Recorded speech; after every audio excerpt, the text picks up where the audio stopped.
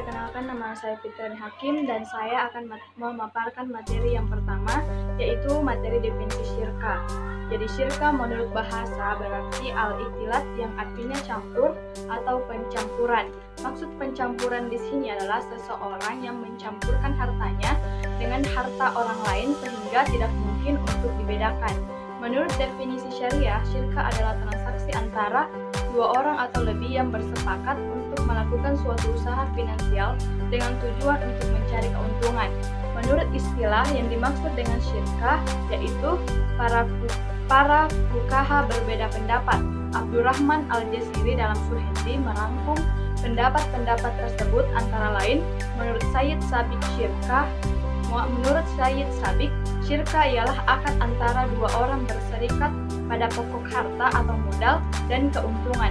Menurut Muhammad Al-Syarbini Al-Hatib, yang dimaksud dengan syirka ialah ketetapan hak pada suatu untuk dua orang atau lebih dengan cara yang masyhur atau diketahui. Menurut Syihab Al-Din Al-Qalyubi wa Umairah, yang dimaksud dengan syirka adalah penetapan hak pada sesuatu bagi dua orang atau lebih. Imam Taqiyuddin Abi Bakar bin Ibnu Muhammad Al-Husaini pula mengatakan bahwa syirka ibarat penetapan suatu hak pada sesuatu yang satu untuk dua orang atau lebih dengan cara yang diketahui. Setelah diketahui definisi-definisi syirka menurut para ulama, kiranya dapat dipahami bahwa yang dimaksud dengan syirka adalah kerjasama antara dua orang atau lebih dalam berusaha yang keuntungan dan kerugiannya ditanggung bersama. Oke, Assalamualaikum warahmatullahi wabarakatuh. Perkenalkan, nama saya Heriana dari Prodi Akuntansi Syariah. Di sini saya akan menjelaskan tentang dasar hukum syirka. Pada dasarnya hukum syirka dalam mubah atau boleh. Hal ini ditunjukkan oleh dibiarkannya praktik syirka oleh baginda Rasulullah yang dilakukan masyarakat Islam pada masa itu. Beberapa dalil Al-Quran dan hadis yang menerangkan tentang syirka antara lain, sesungguhnya kebanyakan dari orang-orang bersyirka itu, sebagian mereka berbuat zalim terhadap sebagian yang lain, kecuali orang yang beriman dan mengerjakan amal salih. Quran Surah Syad nomor 38 ayat 24. Imam Al-Bukhari meriwayatkan bahwa Abu Manhal pernah mengatakan, "Aku dan syirkaku pernah membeli sesuatu secara tunai dan hutang. Kemudian kami didatangi oleh Bara bin Azib. Kami lalu bertanya kepadanya. Ia menjawab, aku dan Zaid bin Arqam juga mempraktikkan hal yang demikian. Selanjutnya kami bertanya kepada Nabi SAW tentang tindakan kami tersebut. Beliau menjawab, barang yang diperoleh secara tunai silakan kalian ambil, sedangkan yang diperoleh secara hutang silakan kalian kembalikan." Hadis riwayat Al-Bukhari. Syirka boleh dilakukan antara sesama muslim, antara sesama kafir zimmi, atau antara seorang muslim dan kafir zimmi. Maka dari itu, seorang muslim juga boleh melakukan syirka dengan orang yang beda agama seperti Nasrani, Majusi, dan kafir zimmi yang lainnya, selagi apa-apa yang disyirkakan adalah usaha yang tidak diharamkan bagi kaum muslim. Seperti dikatakan sebuah hadis oleh Muslim dari Abdullah bin Umar, Rasulullah SAW pernah mempekerjakan penduduk Habir, mereka adalah Yahudi, dengan mendapatkan bagian hasil panen buah dan tanaman. Hadis riwayat Muslim. Sekian materi dari saya yang akan dilanjutkan oleh rekan saya. Assalamualaikum warahmatullahi wabarakatuh. Bersyukur kepada Allah, bersalawat kepada Nabi, dan berinteraksi sesama manusia. Perkenalkan, nama saya Sunarti dari Prodi Akuntansi Syariah. Nah, pada kesempatan ini saya akan memaparkan materi mengenai rukun syirka dan syarat-syarat yang berhubungan dengan syirka. Nah, adapun rukun syirka diperselisihkan oleh para ulama, yang dimana menurut ulama Hanafiyah bahwa rukun syirka terdapat atas dua, yaitu ijab dan kabul, di mana atau dengan bahasa lainnya itu akad. Nah, akad di sini yang menentukan adanya syirka. Nah, selanjutnya yaitu syarat-syarat yang berhubungan dengan syirka. Nah, pertama yaitu sesuatu yang bertalian dengan semua bentuk syirka, baik dengan harta maupun dengan yang lainnya. Yang dimana dalam hal ini terdapat dua syarat, yaitu pertama yang berkenan dengan benda yang diakadkan adalah harus dapat diterima sebagai perwakilan. Ke B yaitu yang berkenaan dengan keuntungan, yaitu pembagian keuntungan harus jelas dan dapat diterima atau dapat diketahui oleh dua pihak, misalnya setengah, sepertiga, dan yang lainnya. Selanjutnya itu poin kedua, yaitu sesuatu yang bertalian dengan syirka mal atau harta. Dalam hal ini terdapat dua perkara yang harus dipenuhi. Pertama yaitu bahwa modal yang dijadikan objek akad syirkat adalah dari alat pembayaran nukub atau seperti rial atau rupiah. Nah, yang kedua yaitu yang dijadikan modal atau harga pokok adalah ketika ada akad syirkat dilakukan baik jumlahnya sama maupun berbeda. Next yaitu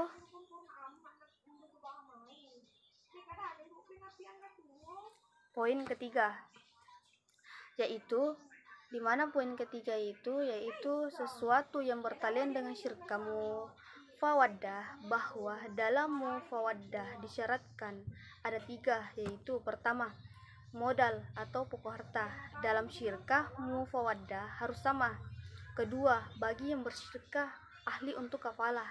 Yang ketiga, bagi yang dijadikan objek akad disyaratkan syirka umum, yakni pada semua macam jual beli atas perdagangan.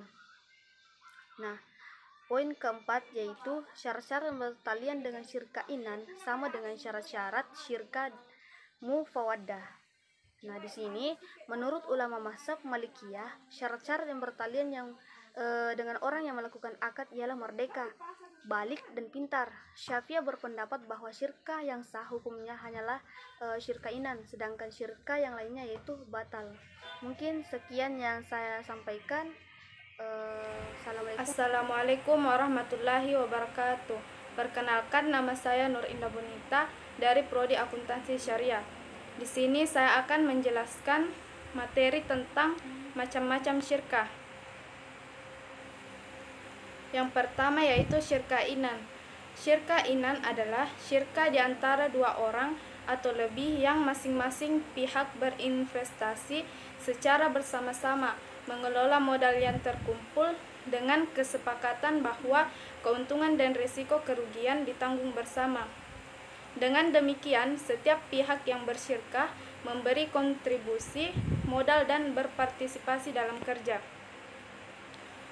Yang kedua yaitu syirka abdan. Syirka abdan disebut juga dengan syirka amal atau syirka sanai.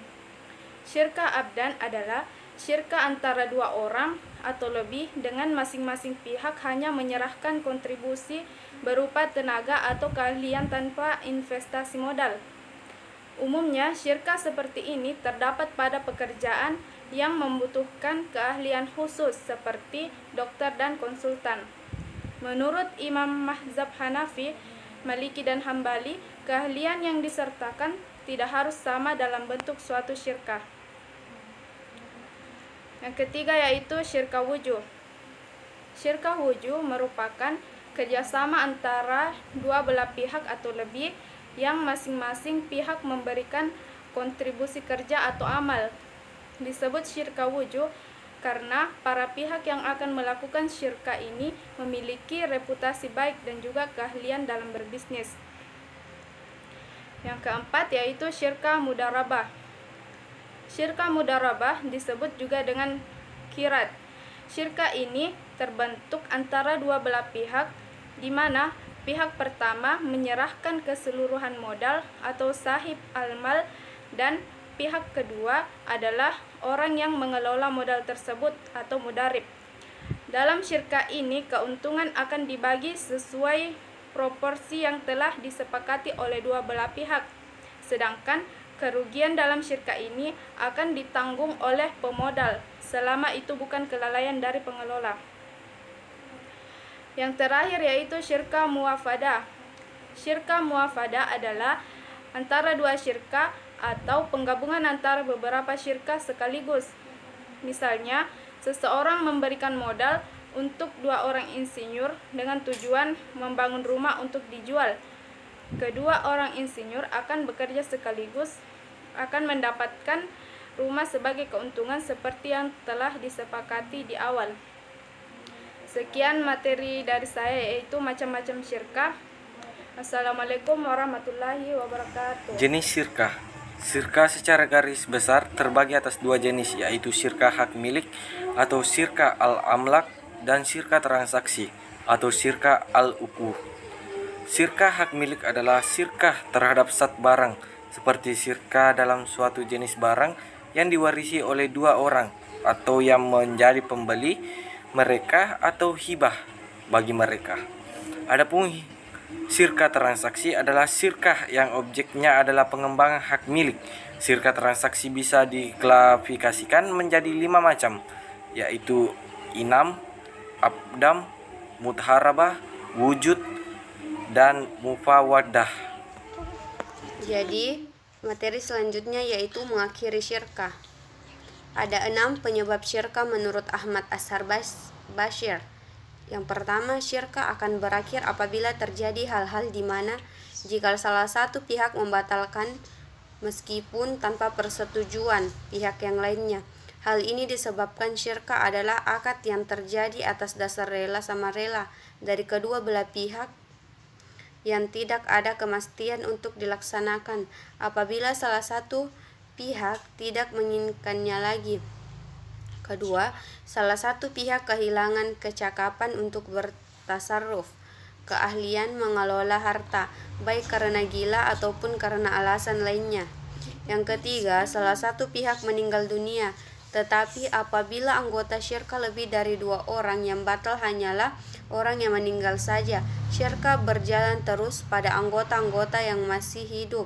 Apabila ahli waris anggota yang meninggal menghendaki turut serta dalam syirkah tersebut, maka dilakukan perjanjian baru bagi ahli waris yang bersangkutan. Salah satu pihak ditaruh di bawah pengampauan. Pengampauan yang dimaksud di sini baik karena boros yang terjadi pada waktu perjanjian syirkah tengah berjalan maupun sebab yang lainnya. Yang kelima, salah satu pihak jatuh bangkrut yang berakibatkan tidak berkuasa lagi atas harta yang menjadi saham syirkah. Pendapatan ini dikemukakan oleh mazhab Maliki, Syafi'i, dan Hambali. Hanafi berpendapat bahwa keadaan bangkrut itu tidak membatalkan perjanjian yang dilakukan oleh yang bersangkutan. Kemudian yang terakhir, modal para anggota syirkah lenyap sebelum dibelanjakan atas nama syirkah.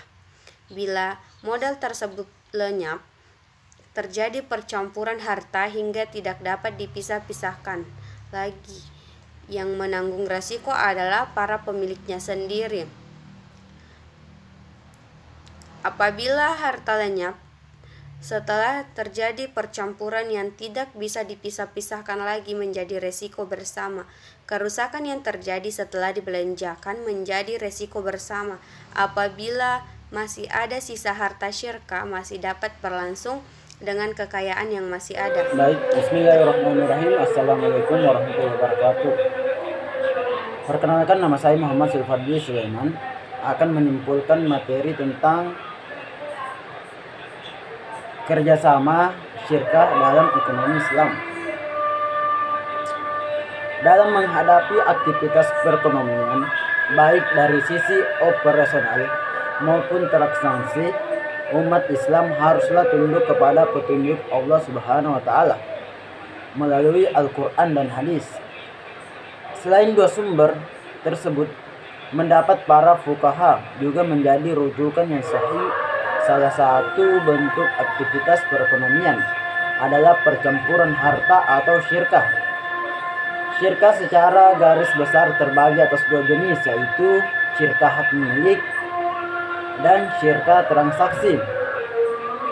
Syirkah hak milik adalah syirkah terhadap zat barang, seperti syirkah dalam suatu zat milik barang yang diwarisi oleh 2 orang atau yang menjadi pembelian mereka atau hibah bagi mereka. Adapun syirkah transaksi adalah syirkah yang objeknya adalah pengembangan hak milik. Syirkah transaksi bisa diklasifikasikan menjadi 5 macam, yaitu inan, abdan, mudharabah, wujud, dan mufawadah. Hukum syirkah adalah mubah atau diperbolehkan. Syirkah boleh dilakukan antara sesama muslim antara sesama kafir zimmi atau antara seseorang muslim dan kafir zimmi. Maka dari itu seseorang muslim juga boleh melakukan syirka dengan orang yang beda agama seperti Nasrani, Majusi, dan kafir zimmi yang lainnya. Selagi apa-apa yang disyirkahkan adalah usaha yang tidak diharamkan bagi kaum muslim. Sedangkan berakhirnya syirkah terjadi karena disebabkan 6 alasan, yaitu jika salah satu pihak membatalkan salah satu pihak kehilangan, kecakapan atau bertasaruf, salah satu pihak meninggal dunia, salah satu pihak ditaruh bawah pengampuan, salah satu pihak jatuh bangkrut, modal para anggota syirka lenyap sebelum dibelanjakan. Baik, terima kasih. Itulah tadi kesimpulan dari kelompok kami. Sekian, assalamualaikum.